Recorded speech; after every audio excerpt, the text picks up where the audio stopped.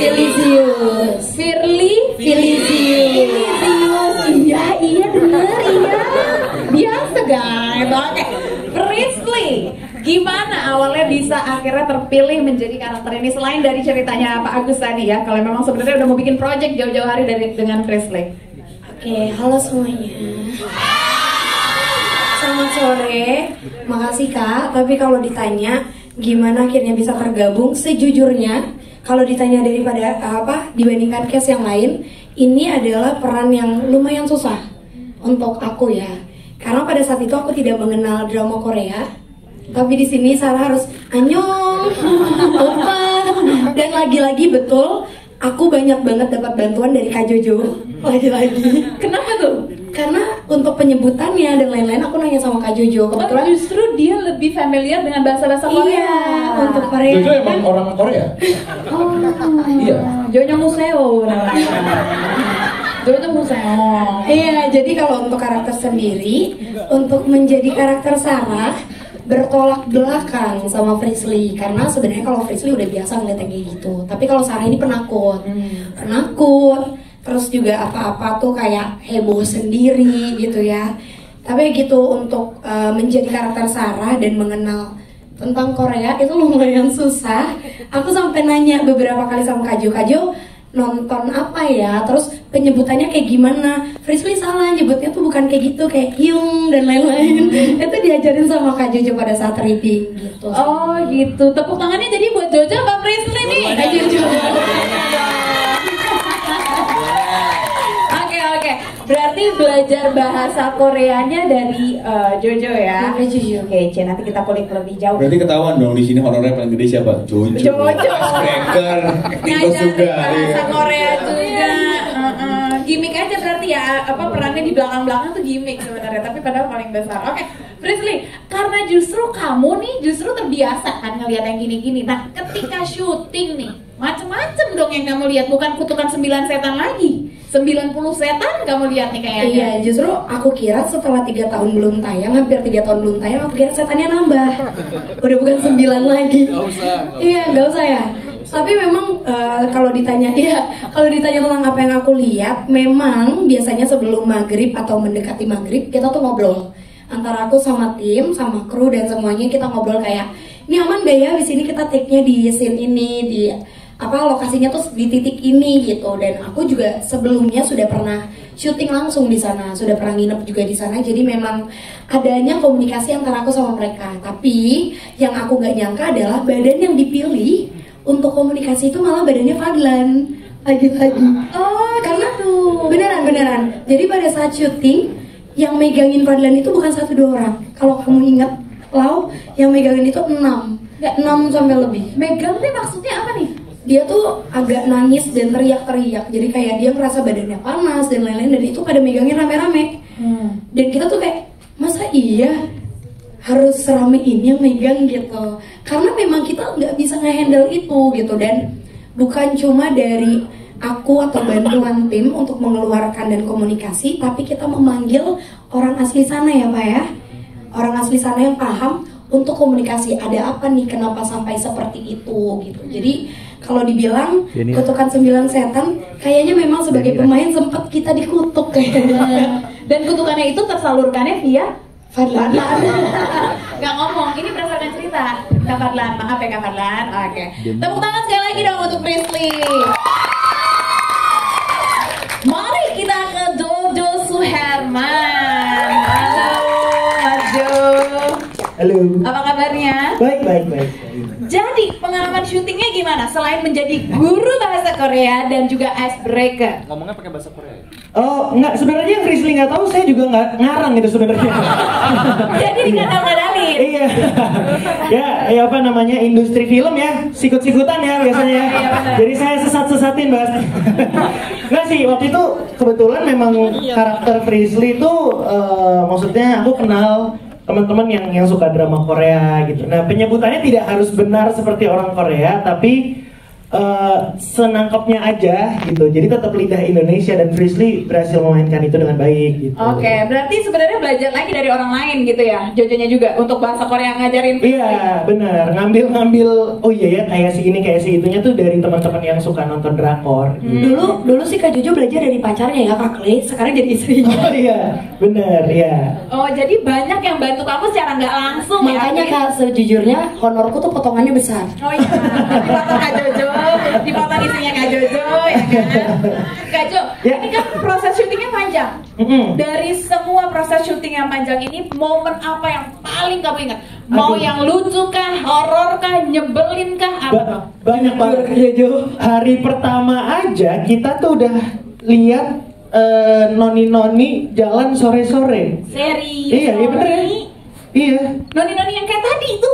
Iya, iya tapi mungkin wujudnya aku kebetulan memang nggak bisa lihat ya, tapi semuanya kompak bilang kalau lihat gitu. Oke. Di situ. Terus lokasi yang dipakai juga memang ada satu basement yang tadi kalau dilihat ke bawah. Nah, itu basement itu realnya kalau kita turun hawanya aja udah beda. Oke. Gitu. Jadi waktu ada adegan sama Ajil turun ke bawah, kita minta tolong kru di bawah standby beberapa ya gitu. Karena kalau enggak nunggu cutnya lumayan lama tuh di bawah. Ya, berarti di dalam gudang itu nggak sendiri ya, ada teman-teman kru juga yang dampingin karena hawanya nggak enak. Iya, betul. Terus Oke. belum lagi yang setelah break kita ke Bromo ya. Kita sempat ada satu naik mobil gitu, kita rame-rame terus tiba-tiba disergap oleh kabut awan yang kita nggak bisa lihat apa-apa, kanan kiri jurang. Terus Ajil takut banget, waktu itu drivernya cuma komunikasi pakai bahasa Jawa. Iya. Dan hanya saya yang mengerti bahasa Jawa di mobil. Nah, tugas baru lagi berarti. Tugas baru lagi. Bahasa Jawa. Translator bahasa Jawa. Waduh. Terus Ajil karena sungkan mau nanya langsung, akhirnya dia WhatsApp kayak Kak Jo tolong terjemahin artinya apa gitu. Enggak sih Jil, ini mah kita lapar aja kayaknya.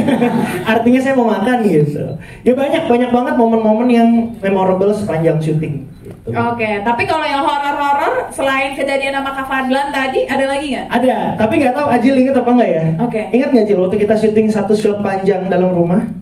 Waktu latihan ada lukisan yang di belakang gue tiba-tiba jatuh. Iya.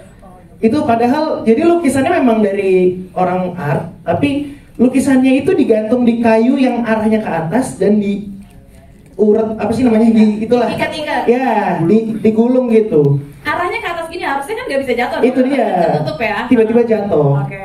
Nah itu pakunya juga nggak copot, jadi entah kenapa scene itu memang scene yang cukup kita latihan berulang-ulang karena panjang scene-nya, nggak ada cut satu shot gitu treatment dari Bu Ari kayak gitu. Jadi kita pas latihan dia beneran jatuh si lukisannya. Ih, deg-degan lagi gue, ya ampun. Gak usah deg-degan kan udah nonton tadi. Iya sih, Iya. bener-bener belum gue nonton. Ya ampun. Gitu. Thank you, tepuk tangan dulu dong untuk Gerson Herman. Sama Kak, sebenarnya ada lagi kejadian yang Apa, belum apa, tahu. apa tuh? Gak tahu ini teman-teman kasih inget nggak? Apa tuh? Pas kita naik mobil, kampas remnya itu sempat bermasalah. Kampas rem atau apa yang tiba-tiba mobilnya mundur. Oh iya benar. Oh, jadi nggak bisa kopling, ngerem kopling. mobilnya. Iya, dan itu sebelumnya memang aku ngomong ke mereka, aku cerita kayak Kak, sebenarnya di sini tuh ada penunggu yang lumayan kuat. Jadi kita kulonungun rame-rame yuk, karena kebetulan kita itu scene-nya mau menjelang maghrib, Iya. mau menuju betul. maghrib. Nah tiba-tiba itu mobilnya tuh Nggak mundur, bisa jadi naik kita ke semua atas. bener-bener ya udah panik gitu. Oke. Jadi banyak lah kejadian-kejadian aneh. Iya, iya. Berarti sebenarnya di film sama kejadian realnya tuh sama horornya ya Pak Agus ya? Iya kan? Iya kan? Iya, bener. Iya bener sih, saya Pak dengerin Agus juga. datangnya beberapa kali, jadi dia nggak horor. Ada yang satu yang ini mungkin Apa? Cicis ingat ya. Pas pertama saya datang ke Pengalengan tuh, Cicis request, Pak saya jangan tidur di sini ya. Jadi pada saat kita set itu sebenarnya ada apa namanya tempat penginapan di situ yang kita siapin gitu. Cicis request, Pak saya tidurnya di bawah aja ya. Di bawah mana? Di bawah ke sana. Emang sini nggak bagus? Enggak, soalnya di sini banyak banget. Saya capek Pak katanya. Oh ya udah saya juga mau kesini lah, saya cabut aja. Padahal yang ngerasa Frisly doang ya, mungkin yang lain nggak ngerasa ya kan? Aduh, itu harusnya jadi tempatnya Fadlan aja Pak Agus, biar sedep semuanya sama Fadlan. Oke, sekarang saya mau ke Fadlan. Fadlan Hulao sebagai Sunarto, tepuk tangan dulu dong. Kak, waktu waktu tadi aku di briefing ya, pas aku denger sama iya ada Fadlan, wah dia dari ibu-ibu nih, aku bilang kayak gitu. Oh ternyata jadi laki gitu ya di sini. Pas pertama. Pas pertama disuruh jadi penjaga villa, apa yang ada di bayangannya Fadlan? Puncak kalau gitu. Enggak, jadi pertama-tama tuh Kak sempat kaget gitu kan. Sunarto tuh gimana sih karakternya? Ternyata tuh dia kayak orang Jawa, kayak gitu-gitu kan. Ya jadi sempat harus ngencengin mur sedikit, ya kan. Terus ya udah kayak gitu jalanin aja. Jalanin aja. Pas disuruh pakai brewok gimana? Sebenarnya emang saya pakai bewokan ya? juga. Ininya dipotong-potong nih. Oh, lagi biar cantik ya hari ini. Enggak juga sih. Banyak media loh. Jadi ditulis macam-macam loh. Nggak boleh ya. Bercanda ya. Ada penggalang itu pas tadi diceritain katanya kamu tuh badannya panas, muntah-muntah. Itu apa yang kamu rasain sebenarnya? Masuk angin kah? Hampir. Nggak, sebenarnya pas itu aku sebenarnya nggak sadar. Tapi pada saat itu cuma lemes aja sih, tiba-tiba udah lost gitu. Udah hilang, nggak ingat apa-apa lagi? Hilang iya. Oke, Hilang tidur soalnya. Tapi selain pengalaman itu ada nggak yang kamu alamin sendiri, yang kamu lihat? Kalau ini kan teman-teman ngeliat kamu nih, kamu lihat sendiri ada nggak? Aku pribadi juga nggak peka sih, jadi aku nggak terlalu gimana. Oh jadi nggak ada yang mistis-mistis banget selain dari yang diceritain gitu ya, karena nggak peka gitu. Yes. Sulit nggak jadi Sunarto selain harus kunci sekrup? Sebenarnya ini kan film pertamaku juga ya. Ih, Coba tepuk tangan dong. Terus syuting pertama juga, jadi harus banyak latihan sebenarnya kemarin, tapi alhamdulillah bisa dijalanin sih. Iya, dan nunda 3 tahun sempat deg-degan nggak? Sempat nanya-nanya terus ke manajer kan, ini kapan sih tayangnya? Hah? Jadi tayang nggak sih? Apa jangan-jangan gue yang diganti? Lucu Fadlan. Ya karena film pertama pasti ada dong deg-degannya ya kan. Iya. Tapi alhamdulillah Alhamdulillah. tayang. Tayang alhamdulillah. Bisa sombong dikit kan ke tiktokers lain, ih punya film nggak lo? Bisa sombong sekarang. Oke, thank you Fadlan. Nah, sekarang aku juga mau ke Fahira Almira sebagai Mirel. Ada dua, satu aja. Ada yang notice tadi Fahira sebagai siapa? Sebagai siapa? Sebagai siapa? Kakaknya Noni sebagai hantu-hantu Belanda. Halo Fahira, apa kabarnya?